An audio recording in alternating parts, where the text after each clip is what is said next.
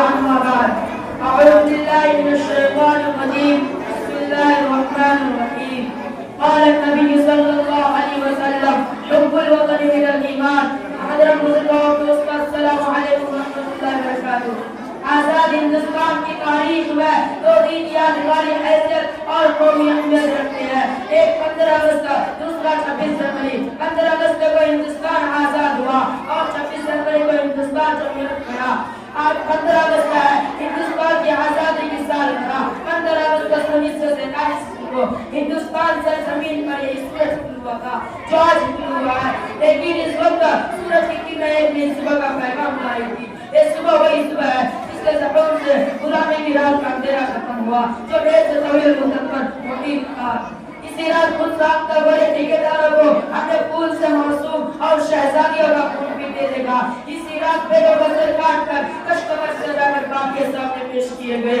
اسی بھیانک رات میں ہنرمند اور ماہر استاد ماری گروہ کے ہاتھ قلم ہوئے، انگوٹھے قطع کیے گئے، ان کی کسانوں کی زمین چھین کر ان کو درگدر کی ٹکڑے کھانے کے لیے چھوڑ دیے.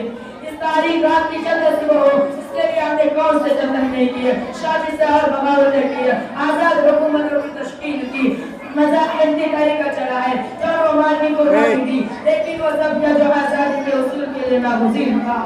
لیکن جب اس بھیانک رات کی صبح ہوئی تو جس خون سے جلانا والا پانی کی مٹی کو شبکے کی سرخی سے ہمیں آنا کر دیا تھا.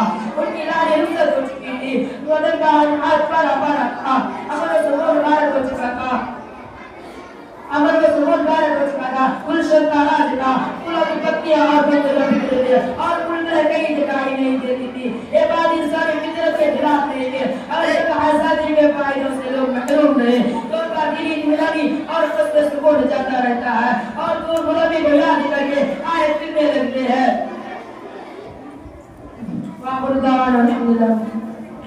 اب اس کے بعد